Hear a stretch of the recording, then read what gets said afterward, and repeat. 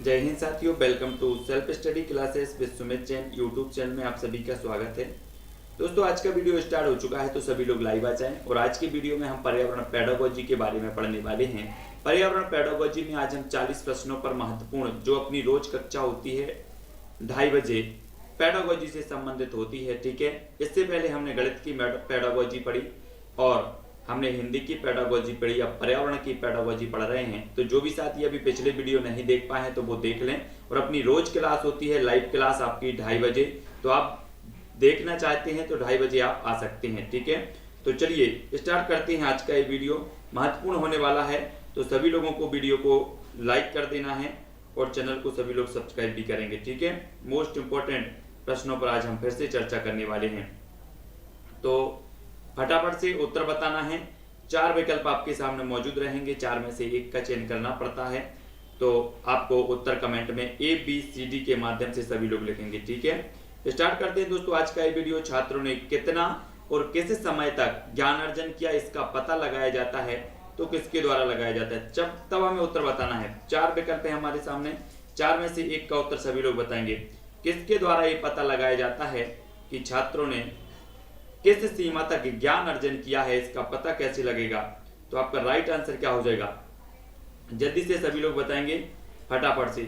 4 विकल्प हैं, 4 में से एक का चयन करना होता है, तब आपका राइट आंसर जो हो जाएगा वो हो जाएगा क्या, मूल्यांकन द्वारा, यानी कि जो विकल्प नंबर 1 है वो आपका बिल्कुल राइट आंसर हो जाएगा। ठीक है, 1 नंबर। एक जिन्होंने बताया उनका आंसर बिल्कुल सही है।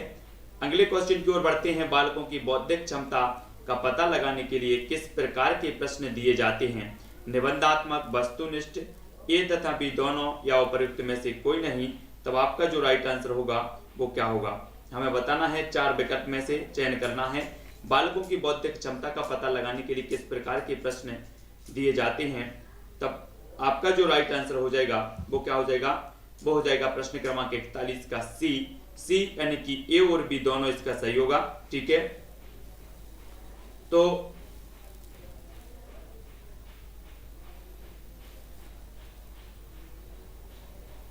40 का जो उत्तर हो जाएगा वो क्या हो जाएगा, सी हो जाएगा। विकल्प नंबर सी आपका राइट आंसर होगा।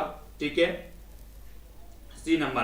बालकों की बौद्धिक क्षमता का पता लगाने के लिए किस प्रकार के प्रश्न दिए जाते हैं, तब आपका सी नंबर, निबंधात्मक भी और वस्तुनिष्ठ भी। ठीक है ना। बालक का विकास प्रभावित होता है तो किससे, पर्यावरण से होता है, वंशानुक्रम से होता है, पोषण से या उपर्युक्त सभी से होता है। तो बालक का विकास प्रभावित होता है तो किससे होता है, हमें बताना है। सभी लोग उत्तर बताएंगे। 4 विकल्प हैं, बालक का जो विकास है वो प्रभावित होता है। 4 विकल्पों के माध्यम से आपको उत्तर बताना है, तब आपका जो राइट आंसर होगा वो क्या होगा, पर्यावरण से भी होता है, वंशानुक्रम से भी होता है और पोषण से भी होता है। तो आपका राइट आंसर जो हो जाएगा वो प्रयुक्त सभी होगा, यानी कि डी नंबर आपका बिल्कुल सही होगा। ठीक है, डी नंबर। नेक्स्ट, शिक्षण को प्रभावशाली बनाने हेतु बालकों में विषय के प्रति क्या उत्पन्न करना आवश्यक है। क्या उत्पन्न करना आवश्यक है, सभी लोग बताएंगे। रुचि, सहनशीलता, धैर्य या फिर आलस्य। तो प्रश्न क्रमांक है 43 और 43 का आंसर बताना है कि शिक्षण को प्रभावशाली बनाने के लिए बालकों में विषय के प्रति क्या उत्पन्न करना है, रुचि करना है, धैर्य करना है या फिर सहनशीलता या फिर आलस्य करना है। तब 43 का आपका राइट आंसर जो होगा वो होगा विकल्प नंबर 1, यानी कि रुचि। रुचि आपका बिल्कुल सही हो जाएगा। ठीक है, शिक्षण को प्रभावशाली बनाने हेतु क्या करना है, रुचि आपका बिल्कुल सही हो जाएगा। ठीक है, विषय के प्रति उत्पन्न करना होगा रुचि। ठीक है, बच्चों को विज्ञान का शिक्षण किन रूपों में दिया जाना चाहिए। 4 विकल्प है हमारे सामने, प्रायोगिक, सैद्धांतिक, उपर्युक्त दोनों या इनमें से कोई नहीं। तब आपको उत्तर बताना है, बच्चों को विज्ञान का शिक्षण जो है किन रूपों में दिया जाना चाहिए, प्रायोगिक रूपों में, सैद्धांतिक या उपर्युक्त दोनों रूपों में। तब 44 का आंसर क्या होगा, सभी लोग उत्तर बताएंगे, सभी को उत्तर बताते जाना है। आपका बिल्कुल राइट आंसर हो जाएगा क्या, प्रायोगिक रूप में भी और सैद्धांतिक रूप में भी, यानी कि जो विकल्प नंबर आपका सी है वो बिल्कुल राइट आंसर होगा। सी नंबर जिन्होंने बताया है उनका आंसर बिल्कुल सही है। ठीक है, बहुत बढ़िया आंसर। अगला देखो, शैक्षिक प्रक्रिया का विचार निम्न में से निम्नलिखित के संदर्भ में किया जाता है, राजनीतिक, आर्थिक, सामाजिक या उपर्युक्त सभी। तो जल्दी से बताएंगे उत्तर क्या हो जाएगा, शैक्षिक प्रक्रिया का विचार निम्नलिखित के संदर्भ में किया जाता है। किसके संदर्भ में किया जाता है, 45 का उत्तर हमें बताना है। राजनीतिक संदर्भ में, सामाजिक संदर्भ में, आर्थिक या उपर्युक्त सभी संदर्भ में। तो 45 का सभी का जो आंसर आ रहा है कि राजनीतिक संदर्भ में भी किया जाता है ना, सामाजिक संदर्भ में भी और आर्थिक संदर्भ में भी, यानी कि जो उपर्युक्त डी नंबर जो है वो आपका बिल्कुल राइट आंसर होगा। डी जिन्होंने बताया उनका आंसर बिल्कुल सही है, डी वालों का। ठीक है, प्रारंभिक मानव की शिक्षा का संबंध था तो क्या था? व्यवसायिक पक्ष से, नैतिक पक्ष से, धार्मिक पक्ष से या उपर्युक्त सभी से। तो प्रारंभिक मानव की शिक्षा का संबंध किससे था? 46 का उत्तर है, और 46 का जो उत्तर बता रहे हैं वो क्या बता रहे हैं? विकल्प नंबर जो आपका सही होगा, प्रारंभिक मानव की शिक्षा का जो संबंध था वो था नैतिक पक्ष से भी, व्यवसायिक पक्ष से भी और धार्मिक पक्ष से भी, यानी कि जो आपका विकल्प नंबर डी है वो बिल्कुल राइट आंसर होगा, डी नंबर। ठीक है, डी नंबर जिन्होंने बताया है उनका आंसर बिल्कुल सही है, डी नंबर। अगला क्वेश्चन देख लो, अभिभावकों में अपने बच्चों के प्रति अभिवृत्तियों का निर्माण कब होता है? अभिभावकों में अपने बच्चों के प्रति अभिवृत्तियों का निर्माण कब होता है? उसके जन्म के तुरंत बाद, बाल्यावस्था में, या फिर बचपन के दौरान, या उसके जन्म से पहले। तो अभिभावकों में अपने बच्चों के प्रति जो अभिवृत्तियों का निर्माण होता है वो कब होता है? 47 का उत्तर हमें बताना है, तब 47 का जो आपका राइट आंसर होगा वो क्या हो जाएगा? सभी लोग बताएंगे। अभिभावकों में अपने बच्चों के प्रति अभिवृत्तियों का जो निर्माण होता है वो कब हो जाता है? तो 47 का आपका उत्तर होगा डी, यानी कि उसके जन्म से पहले। डी नंबर जिन्होंने बताया है उनका आंसर बिल्कुल सही है, डी नंबर वालों का। ठीक है, जन्म के समय शिशु असामाजिक होता है, उदासीन होता है, सामाजिक होता है, या फिर इनमें से कुछ नहीं। तब आपका 48 का उत्तर बताना है, और 48 का राइट आंसर क्या होगा कि जन्म के समय जो शिशु होता है वो क्या होता है? तब आपका जो राइट आंसर होगा वो क्या हो जाएगा? वो हो जाएगा आपका विकल्प नंबर बी। क्या होता है? उदासीन होता है। उदासीन आपका बिल्कुल सही होगा, बी नंबर आपका बिल्कुल सही हो जाएगा। ठीक है, जन्म के समय जो शिशु होता है वो उदासीन होता है, बी नंबर राइट होगा। ठीक है, बी नंबर। साक्षात्कार होता है, साक्षात्कार होता है तो कैसे होता है हमें बताना है। तो संप्रेषण, प्रदत्त विश्लेषण, या फिर आपको बताना है एक और आपका विकल्प है आमने सामने बैठकर वार्तालाप, या फिर आंकड़ा संग्रह विधि। तो हम बताएंगे उत्तर क्या हो जाएगा। संप्रेषण कैसे होता है, संप्रेषण बताना है तो आमने सामने बैठकर वार्तालाप, है ना, आमने सामने बैठकर वार्तालाप जो है वो संप्रेषण कहलाएगा, संप्रेषण। सभी ने बिल्कुल राइट आंसर बताया है, सी नंबर। सी नंबर आपका बिल्कुल सही होगा। आधुनिक वैज्ञानिक युग में विश्व की गंभीर समस्या है तो क्या है? आधुनिक वैज्ञानिक युग में विश्व की गंभीर समस्या बताना है, पर्यावरण प्रदूषण है, गरीबी है, भिक्षावृत्ति है, या बेरोजगारी है। तब 50 का आंसर बताना है। यहां पर पूछा है गंभीर पूछा है तो बताना है आधुनिक वैज्ञानिक युग में विश्व की गंभीर जो समस्या है वो कौन सी है? तो गंभीर समस्या हमें बतानी है, तब आपका राइट आंसर होगा। देखो कुछ लोग बेरोजगार हैं तो बेरोजगारी में सी बता दे रहे हैं कि सर सबसे गंभीर तो बेरोजगारी है ना, कुछ लोग बेरोजगारी। तो पर्यावरण ये आपका सही होगा, पर्यावरण प्रदूषण आज के आधुनिक विज्ञान में गंभीर समस्या मानी जाएगी, ए नंबर आपका सही होगा। समस्याएं तो सारी हैं, बेरोजगारी भी है, गरीबी है, भिक्षावृत्ति भी है, लेकिन गंभीर समस्या की अगर बात करें तो वो है पर्यावरण प्रदूषण, ए नंबर आपका राइट होगा। पर्यावरण को स्कूली शिक्षा पाठ्यक्रम से कब जोड़ा गया? 1964, 1970, 1980 या फिर 1974। तब आपका 51 का आंसर, और 51 का आपका राइट आंसर क्या हो जाएगा? तो बहुत सारे लोगों ने बता दिया है, क्या बता दिया है? पर्यावरण को स्कूली शिक्षा पाठ्यक्रम से कब जोड़ा गया? तो कब जोड़ा गया? तब आपका बिल्कुल राइट आंसर होगा, क्या होगा? हाँ, बेरोजगारी से पीड़ित हैं कुछ लोग, तो 1970 आपका सही होगा, 1970 से जोड़ा गया, बी नंबर राइट होगा। ठीक है, बी नंबर 1970। पर्यावरण को स्कूली शिक्षा पाठ्यक्रम से कब जोड़ा गया? तो आपका 1970 बिल्कुल राइट आंसर होगा। ठीक है, अगला क्वेश्चन देखते हैं। पर्यावरण शिक्षा का मुख्य उद्देश्य है तो क्या है? पर्यावरण शिक्षा का हमें मुख्य उद्देश्य बताना है। औद्योगिकरण की प्रक्रिया को मंद करना, शुद्ध पेयजल की आपूर्ति, या फिर खाद्य पदार्थों के उत्पादन पर जोर, या प्राकृतिक संसाधनों को नष्ट होने से बचाना। तब आपका पर्यावरण शिक्षा का जो मुख्य उद्देश्य माना जाएगा वो क्या माना जाएगा? मुख्य बताना है यहाँ पर, उद्देश्य तो सारे के सारे हैं लेकिन मुख्य उद्देश्य बताना है कि पर्यावरण शिक्षा का मुख्य उद्देश्य क्या है, तब आपका 52 का आंसर क्या हो जाएगा, 52 का सभी लोगों को सही आंसर बताना है। और आपका जो राइट आंसर हो जाएगा वो क्या होगा, प्राकृतिक संसाधनों को नष्ट होने से बचाना ये पर्यावरण शिक्षा का मुख्य उद्देश्य माना जाता है, यानी कि डी नंबर आपका बिल्कुल सही होगा। डी नंबर जिन्होंने बताया है उनका आंसर सही है ना। पर्यावरण की समस्या हल करने के लिए जो सर्वाधिक उपयोगी सिद्ध हो सकती है वो कौन सी है, सामान्य शिक्षा, पर्यावरण शिक्षा, अनौपचारिक शिक्षा या प्रत्यक्ष शिक्षा। पर्यावरण की समस्या हल करने के लिए जो सर्वाधिक उपयोगी सिद्ध हो सकती है वो शिक्षा कौन सी है, जल्दी से बताएंगे। तो 53 का आंसर बताना है और 53 का जो आपका राइट आंसर होगा कि पर्यावरण की समस्या जो हल हो सकती है वो हो सकती है पर्यावरण शिक्षा से, है ना। पर्यावरण शिक्षा यानी कि विकल्प नंबर जो आपका बी है वो बिल्कुल राइट आंसर होगा। बी जिन्होंने बताया है उनका आंसर बिल्कुल सही है, पर्यावरण शिक्षा से, ठीक है। नेक्स्ट बात करते हैं औपचारिक पर्यावरण शिक्षा का अर्थ है। तो औपचारिक पर्यावरण शिक्षा का अर्थ क्या है, व्याख्यानों द्वारा पर्यावरण शिक्षा, संगोष्ठियों द्वारा पर्यावरण शिक्षा, प्राथमिक से उच्च स्तरीय शिक्षा में, या फिर पाठ्यक्रमों द्वारा शिक्षा। तब आपको बताना है औपचारिक पर्यावरण शिक्षा का अर्थ क्या है। 4 विकल्प हैं, 54 का आंसर हमें बताना है। 4 विकल्प में से एक का चयन करना है, सभी लोग एक चयन करके बताएंगे आपका राइट आंसर क्या होगा। औपचारिक पर्यावरण शिक्षा का जो अर्थ होता है वो क्या होता है, तब हमें बताना है। तब आपका जो राइट आंसर हो जाएगा वो क्या हो जाएगा, प्राथमिक से उच्च स्तरीय शिक्षा में, यानी कि प्राथमिक से लेकर उच्च स्तरीय शिक्षा में, ठीक है। तो ये जो पर्यावरण का शिक्षा का अर्थ होता है कि प्राथमिक से लेकर उच्च स्तरीय तक जो है क्या होनी चाहिए, औपचारिक पर्यावरण शिक्षा का अर्थ है ये प्राथमिक से उच्च स्तरीय शिक्षा में। तो सी नंबर आपका सही हो जाएगा, ठीक है। हाँ, वो क्लास भी आएगी, वो क्लास भी आनी है, वो ठीक करके उसको जूम करके पूरा का पूरा व्यवस्थित करके वैसे भी आएंगे।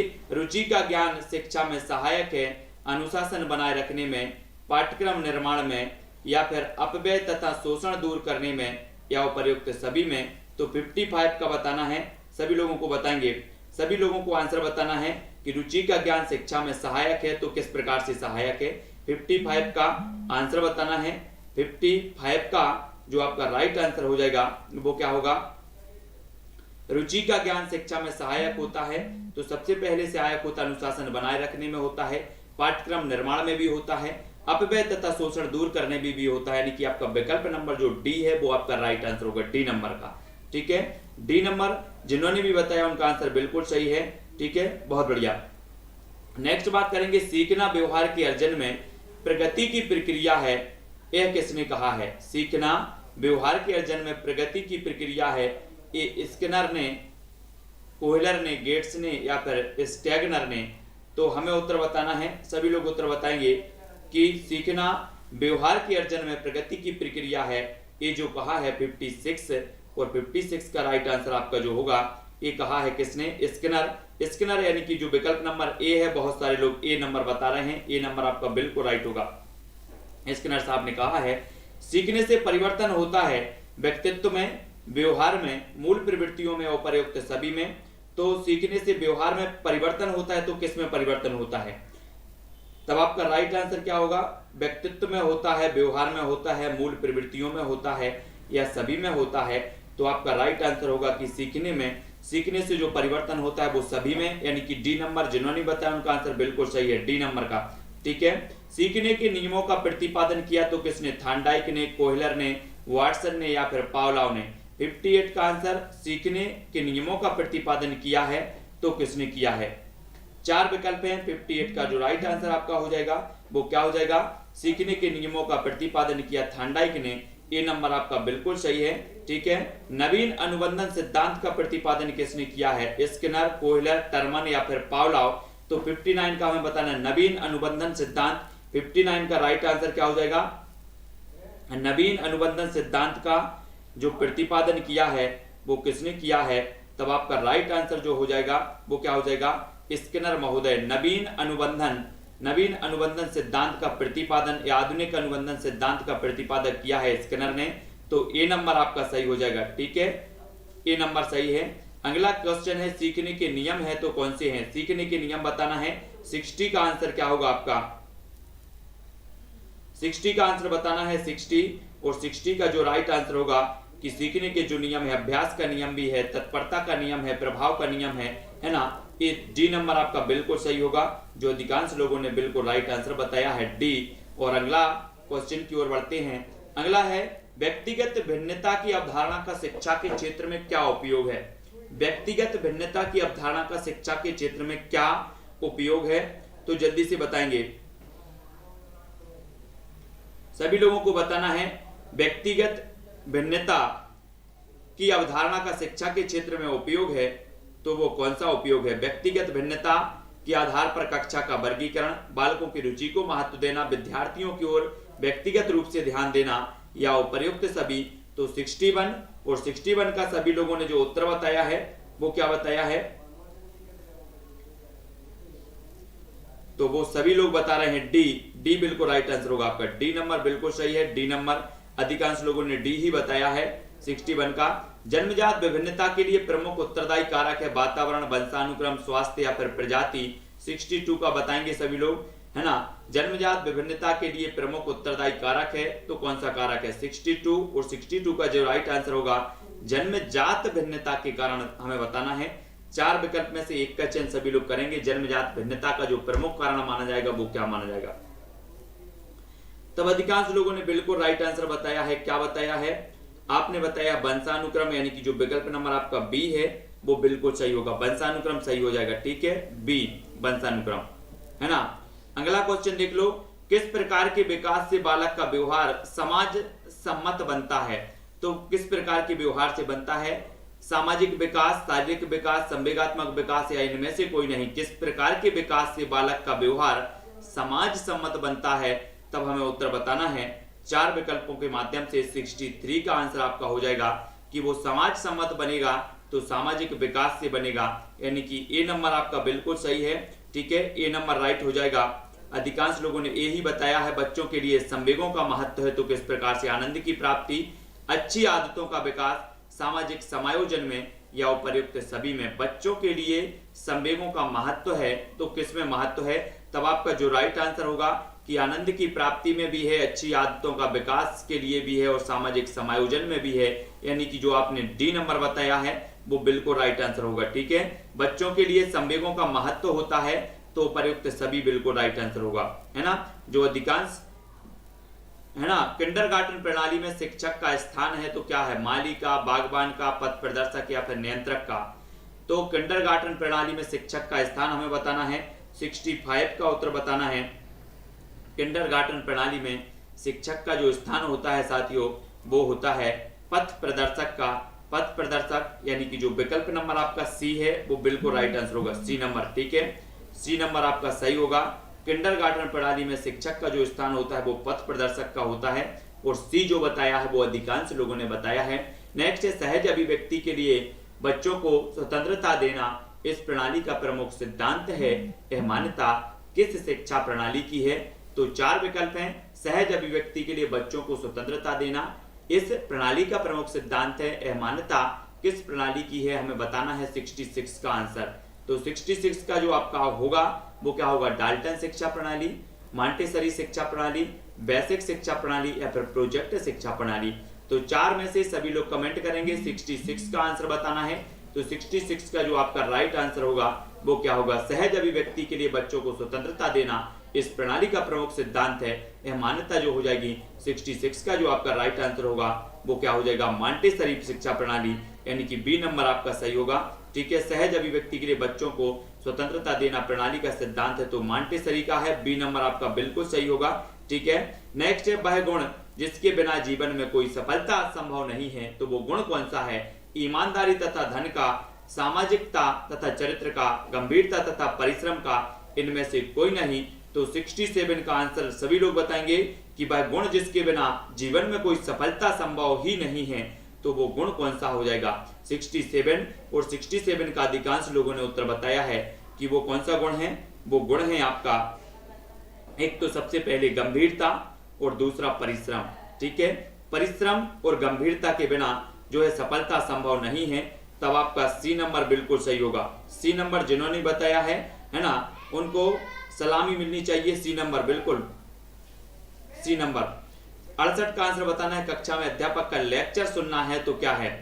कक्षा में अध्यापक का लेक्चर सुनना क्या है? सूचनात्मक श्रवण, मूल्यांकित श्रवण, जोड़ दिया गया श्रवण या इनमें से कोई नहीं। 68 का उत्तर सभी लोग बताएंगे, तो हाँ सभी लोगों को बताना है। तब आपका राइट आंसर क्या होगा? कक्षा में अध्यापक का लेक्चर सुनना है तो क्या है? प्रश्न क्रमांक 68 और 68 का जो आपका राइट आंसर हो जाएगा 68। बहुत बढ़िया आंसर बता रहे हैं। क्या बता रहे हैं? सूचनात्मक श्रवण। अध्यापक का लेक्चर सुनना है क्या है? सूचनात्मक श्रवण है ना, सूचनात्मक श्रवण तो है ही। ए नंबर राइट आंसर।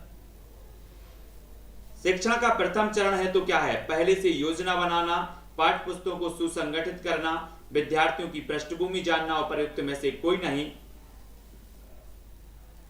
तब 69 का उत्तर बताना है।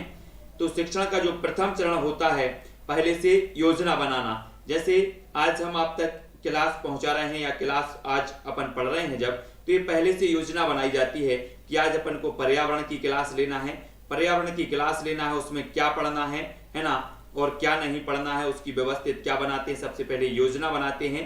तो शिक्षण का जो प्रथम चरण होता है वो योजना होता है। ठीक है, ए नंबर आपका राइट आंसर होगा, ए नंबर। ठीक है, बहुत बढ़िया। अगला है, अपने विद्यार्थियों को समझने के लिए एक अध्यापक को निम्न में से क्या जानना आवश्यक है? क्या जानना आवश्यक है? बाल मनोविज्ञान, बच्चों की समझने की प्रवृत्ति, बच्चों का विषय के प्रति दृष्टिकोण या उपर्युक्त सभी। तो 70 का आंसर, अपने विद्यार्थियों को समझने के लिए एक अध्यापक को निम्न में से क्या जानना आवश्यक है। तब राइट आंसर बताना है सभी लोगों को, है ना। आंसर क्या होगा? अपने विद्यार्थियों को समझने के लिए अध्यापक को क्या जरूरी है? तो 70 का आपका राइट आंसर हो जाएगा क्या? एक तो बाल मनोविज्ञान भी जरूरी है, बच्चों को समझने की प्रवृत्ति भी जरूरी है, बच्चों का विषय के प्रति दृष्टिकोण क्या है ना, वो भी जरूरी है। डी नंबर बिल्कुल सही है, बहुत बढ़िया आंसर डी नंबर वालों का। अगला देख लेते हैं, छात्रों को प्रभावी ढंग से सूचनाएं संप्रेषित करने का एक माध्यम है तो क्या है? छात्रों को प्रभावी ढंग से सूचनाएं संप्रेषित करने का एक माध्यम क्या है? चार्ट्स एवं मानचित्रों के माध्यम से, ध्वनि युक्त फिल्म प्रोजेक्टर से, मौखिक उच्चारण एवं व्याख्या से, या फिर श्यामपट्ट प्रस्तुतिकरण से। तो प्रभावी ढंग से बताना है, तो प्रभावी ढंग से क्या हो जाएगा? 71। और 71 का आपका राइट आंसर क्या होगा? प्रभावी ढंग से अगर करना है तो कैसे करेंगे? ध्वनि युक्त फिल्म प्रोजेक्टर से सूचना संप्रेषित करने का एक माध्यम है, तो मौखिक उच्चारण एवं व्याख्या से, ध्वनि युक्त फिल्म प्रोजेक्टर से, श्यामपट्ट प्रस्तुतिकरण से।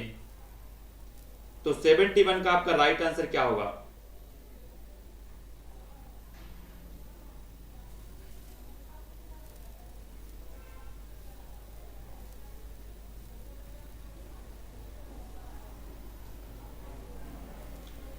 तो सभी ने अपने अपने हिसाब से बता दिया है ना।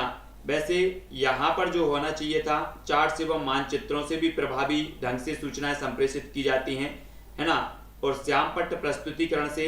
लेकिन इसका जो सही माध्यम माना जाता है और सुलभ जो माध्यम माना जाता है वो श्यामपट्ट प्रस्तुतिकरण है, यानी कि डी नंबर आपका सही होगा। लेकिन ध्वनि युक्त फिल्म प्रोजेक्टरों से भी प्रभावी सूचनाएं संप्रेषित होती हैं, चार्ट्स एवं मानचित्रों के माध्यम से भी होती हैं, ठीक है, और मौखिक उच्चारण एवं व्याख्या से ये थोड़ा सा कमजोर होगा, है ना। लेकिन यहाँ पर जो आपके अधिकांश विकल्प हैं वो बिल्कुल सही हैं, तो ठीक है।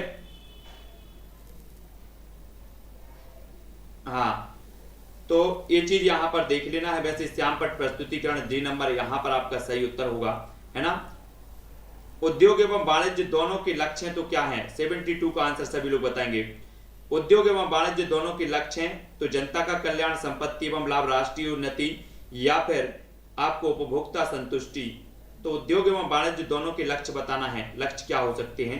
सभी लोगों को राइट आंसर बताना है। उद्योग एवं वाणिज्य दोनों के लक्ष्य क्या है? 72 का आंसर जो आपका होगा वो क्या हो जाएगा?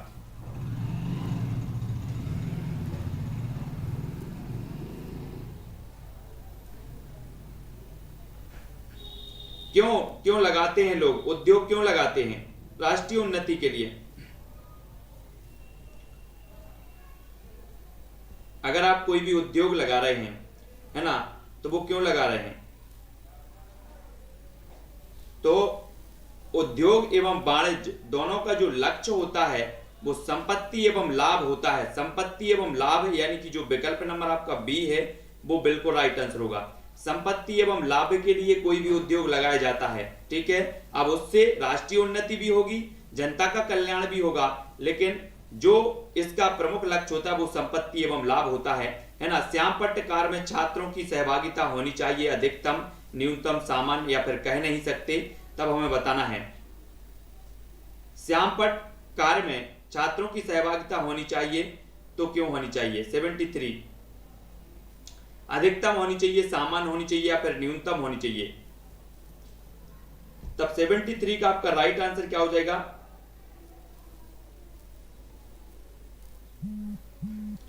श्यामपट्ट कार्य में छात्रों की जो सहभागिता है वो अधिकतम होनी चाहिए, यानी कि विकल्प नंबर जो ए है वो बिल्कुल राइट आंसर होगा, ठीक है। अब आपको बताना है दृश्य श्रव्य सामग्री कार्य करती है एक उत्प्रेरक की तरह, एक साध्य की तरह, एक माध्यम की तरह है या उपर्युक्त में से कोई नहीं। तो आपका 74 का आंसर बताना है। सभी लोगों को 10:10 वाली जो क्लास होती है ना अपनी, उसमें जरूर जुड़ना है। 10:10 वाली क्लास हिंदी की होती है, बहुत बढ़िया तरीके से हम पढ़ते हैं हिंदी की क्लास को। दृश्य श्रव्य सामग्री कार्य करती है, तो 74 का हमें उत्तर बताना है किस प्रकार से कार्य करती है। दृश्य श्रव्य सामग्री तो एक उत्प्रेरक की तरह, एक साध्य की तरह, एक माध्यम की तरह है। तो आपका राइट आंसर क्या होगा?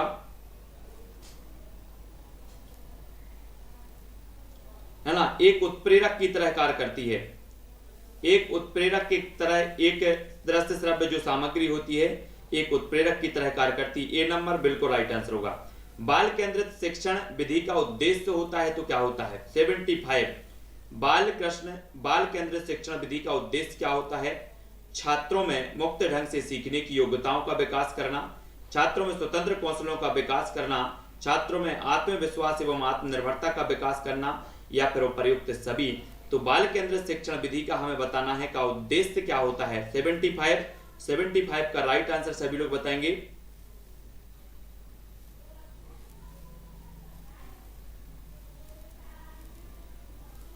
तो आपका 75 का जो राइट आंसर हो जाएगा वो क्या हो जाएगा? वो हो जाएगा उपर्युक्त सभी, यानी कि डी नंबर आपका बिल्कुल सही है, डी नंबर, ठीक है। हाँ, बहुत बढ़िया। राष्ट्रीय एकता की भावना का विकास यह उद्देश्य कहा जाएगा? शैक्षिक उद्देश्य, विशिष्ट उद्देश्य, राष्ट्रीय उद्देश्य या सामान्य उद्देश्य? अब एमपी टेट वर्ग 3 वाले जरा ये बताएंगे कि किस किसने अभी राजकीय जो प्रतीक चिन्ह है वो नहीं पढ़े हैं। राजकीय प्रतीक चिन्ह किस किसने नहीं पढ़े हैं, है ना? सभी लोग बताएंगे किसने नहीं पढ़े हैं। राष्ट्रीय एकता की भावना का विकास यह उद्देश्य कहा जाएगा, तो क्या कहा जाएगा? 76 का आंसर। और 76 का आपका जो आंसर होगा वो राष्ट्रीय उद्देश्य कहा जाएगा, और बी नंबर आपका सही होगा, ठीक है। बी नंबर जिन्होंने बताया है बिल्कुल राइट आंसर है बी नंबर, ठीक है। अगला क्वेश्चन देख लेंगे। समाजीकरण की प्रक्रिया के प्रारंभ होने की अवस्था है, तो जल्दी से बताएंगे।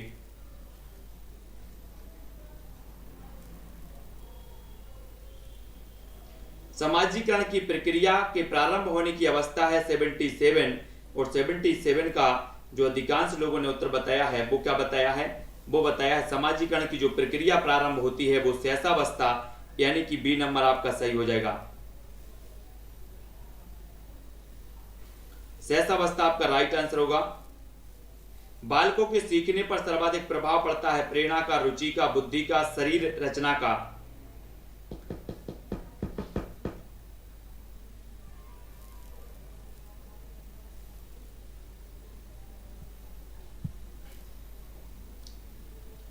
तो 78 का जो आपका राइट आंसर होगा वो होगा प्रेरणा का। बालकों के सीखने में सर्वाधिक जो वो होता है प्रभाव पड़ता है वो प्रेरणा का पड़ता है, ठीक है। ए नंबर सर्वाधिक प्रेरणा का पड़ता है, ए नंबर आपका सही हो जाएगा। रुचि का भी पड़ता है, बुद्धि का भी पड़ता है, शरीर रचना, लेकिन सर्वाधिक जो पड़ता है वो प्रेरणा का पड़ता है, ए नंबर आपका राइट होगा, ठीक है। बालक का सामाजिक विकास प्राथमिक रूप से निर्भर करता है, तो किस पर निर्भर करता है? माता पिता पर, वातावरण पर, विद्यालय पर या समाज पर? राष्ट्रीय चिन्ह और राजकीय चिन्ह दोनों का एक वीडियो लाएंगे हम, राष्ट्रीय और राजकीय, ठीक है। तो उसमें सभी लोग देख लेना। बालक का सामाजिक विकास प्राथमिक रूप से निर्भर करता है, तो 79 का आपका उत्तर हो जाएगा। काय पर निर्भर करता है? प्राथमिक रूप से अगर बात की जाए तो वो करता है वातावरण। वातावरण आपका सही हो जाएगा। सामाजिक विकास प्राथमिक रूप से निर्भर करता है, तो वातावरण पर निर्भर करता है। बी नंबर आपका राइट आंसर होगा। बी नंबर जिन्होंने, देखो यहां पर देखो कितना प्रश्न, देखो पहले बालक का सामाजिक विकास प्राथमिक रूप से निर्भर करता है, तो माता पिता पर, विद्यालय पर, वातावरण पर या फिर समाज पर। विकल्प बिल्कुल चारों सही हैं, है ना, लेकिन माता पिता भी क्या देंगे, वातावरण देंगे, है ना, विद्यालय भी क्या बनाएगा, उपयुक्त वातावरण बनाएगा, समाज का भी वातावरण बनेगा। तो सारों का जो निचोड़ है वो प्रश्न ऑप्शनों का वो बी है, वातावरण पर, है ना। माता पिता भी क्या करेंगे, सामाजिक वातावरण प्रदान करेंगे, अच्छा वातावरण प्रदान करेंगे, जिससे बालक जो है समाजीकरण होगा उससे। तो बी नंबर आपका सही हो जाएगा। माता पिता पर पड़ेगा, बिल्कुल पड़ेगा, माता पिता पर तो पड़ेगा, लेकिन कैसे कैसे पड़ेगा, माता पिता क्या करेंगे, वातावरण बनाएंगे ना, कि नहीं बनाएंगे। माता पिता भी सामाजिक वातावरण बनाएंगे, तो सबसे जो प्राथमिक रूप से निर्भर करता है वो वातावरण पर निर्भर करता है, यानी कि बी नंबर आपका सही होगा। ठीक है। खेल एक ऐसी प्रक्रिया है जिसका उपयोग किया जाता है, तो वो किया जाता है कैसे किया जाता है, सभी लोग बताएंगे।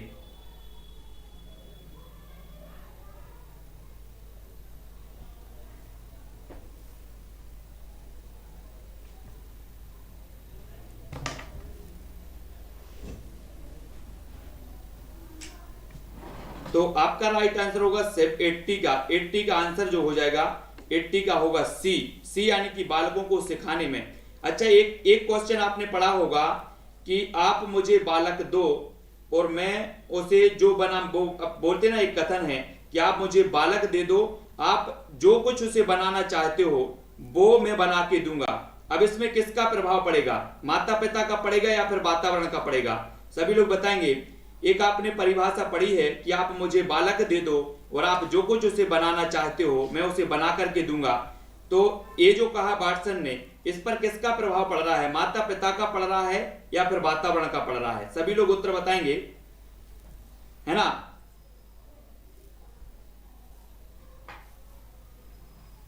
अब एक बालक का अगर जन्म होता है और जन्म के बाद से ही वो माता पिता से बिछड़ जाता है, ठीक है, माता पिता से वो बिछड़ गया, तब वो जो कुछ भी होगा वो वहां पर माता पिता तो है नहीं, अब जो भी वहां का वातावरण होगा, नेक्स्ट जो जगह है वो काय का वातावरण का प्रभाव पड़ेगा ना। तो प्राथमिक अगर बात होती है कि बालक का सामाजिक विकास प्राथमिक रूप से निर्भर करता है, तो वो वातावरण पर, माता पिता भी क्या करेंगे, वातावरण का निर्माण करेंगे।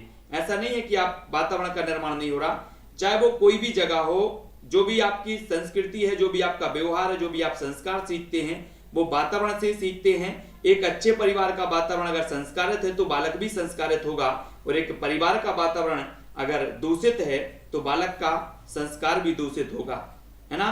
तो माता पिता भी माध्यम होते हैं वातावरण के।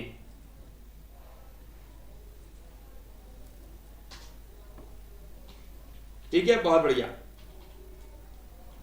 मैं तैयारी कर रहा हूं नेट,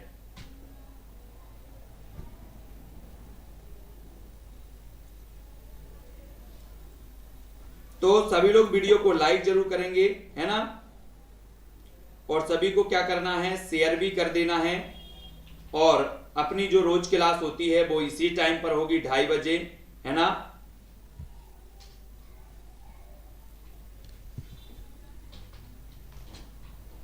और नेट और पीजीटी की क्लास चलती ना अपनी 4 बजे, हिंदी साहित्य की नेट और पीजीटी वालों की चलती है। कितने बजे चलती है, 4 बजे चलती है। 4 बजे हिंदी साहित्य की नेट पीजीटी वालों की जो क्लास बनती है शाम को 4 बजे, और रात्रि 9 बजे उनकी क्लास चलती है, टेस्ट सीरीज होती है। ठीक है, तो वो भी अपन को पढ़ना है। और बहुत बढ़िया।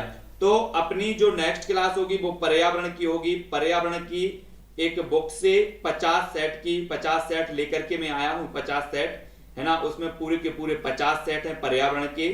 और ठीक है,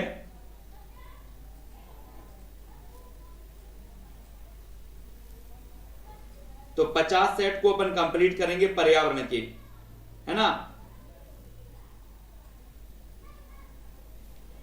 अधिकांश लोगों ने बिल्कुल सही बताए हैं। शाम की क्लास में पर्यावरण की अपने 50 सेट की सीरीज शुरू होगी और उसको अपन पढ़ेंगे, पूरी के पूरे 50 सेट कंप्लीट करेंगे, ठीक है, एक एक दिन में। और ये जो पेडागोजी की क्लास है अपनी रोज निरंतर चलेगी, ये चक्र अपना चलता रहेगा 10-10 सेट में, 10 सेट मैथ का हो जाए, 10 सेट हिंदी का हो जाए, फिर पर्यावरण के भी हो जाएं, फिर संस्कृत की भी।